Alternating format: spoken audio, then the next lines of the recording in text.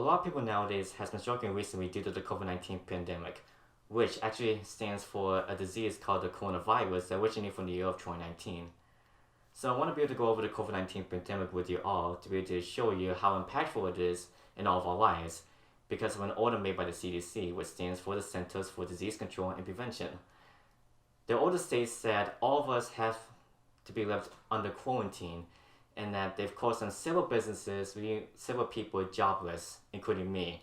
Now, I don't really have the disease myself, which is good news, but unfortunately the business I work for has been shut down temporarily, and my mom's business has also been shut down, so we both have been staying at home more frequently.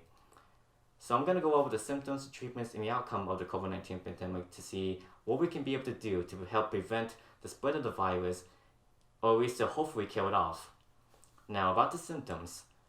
According to an article on ABC News written by Olivia Willis, the most common symptoms have to be a fever and a dry cough. But others that have experienced the coronavirus have other symptoms such as a sore throat or a shortness of breath. However, 80% of those victims were able to recover without any medical treatment. But that doesn't come without saying, as if you yourself happen to get the coronavirus, it's important that you must seek medical attention right away. It's important because if you still have a job but unfortunately contracted the virus, you have to let your boss know so that you can help prevent the spread of it. And it's also important to call a doctor or go to a hospital if you fear the disease will get worse in you.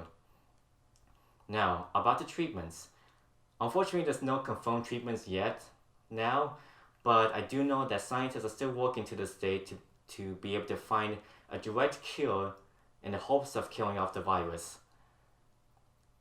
Now, the procedures I recommend that you do to help prevent the virus from getting into you is that you should be able to wash your hands constantly. Be sure to cover your mouth if you sneeze or cough, and be sure to social distance yourself from your friends and family if possible.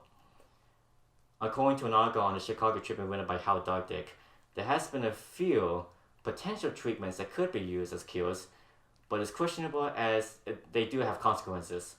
The first one is called Hydroxychloroquine, which is a drug that fights malaria, and President Donald Trump recommends that we use it upon the suggestion of doctors, that is. But unfortunately, the reason why it's questionable is because you could have the risk of losing your life if you take it, as they have a tendency to cause cardiac arrhythmia, which is an unusual heartbeat that would unfortunately lead to a stroke or a heart attack. So that's why it's questionable, and I even question myself if it's going to be used as a cure later on. The other one is called remdesivir, which is a drug that was originally meant to fight Ebola. And how the drug works is that it goes into human cells and be able to advance them, but could lead to lung damage. There has been a few good signs, however, as the patients that have tested this drug were able to be discharged off of oxygen, which shows an encouraging sign. But still, to this day, I still question if those drugs are going to be able to be declared as cures right away. But we'll see.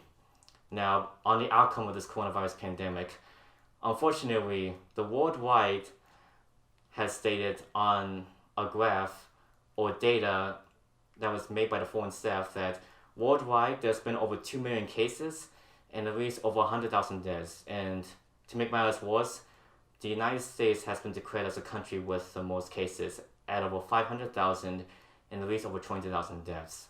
So that is not a good sign. Now that we talked about the symptoms, the treatments, and the outcomes, with the most common symptoms being the fever and a cough. There's no confirmed treatments yet, but scientists are still working to this day to find it. And with the outcomes being that there's almost 2 million cases worldwide and over 100,000 deaths, it's still a difficult time to be able to go through, but I still believe that we all can be able to work through this and be able to survive together. As long as people wash their hands daily and be able to social distance themselves from anyone else and be able to cover their mouths if they sneeze or cough, as long as they do these procedures, I think we all can be able to survive together. And hopefully that there will be no more deaths ever in the world, and that this virus will finally be killed off once and for all.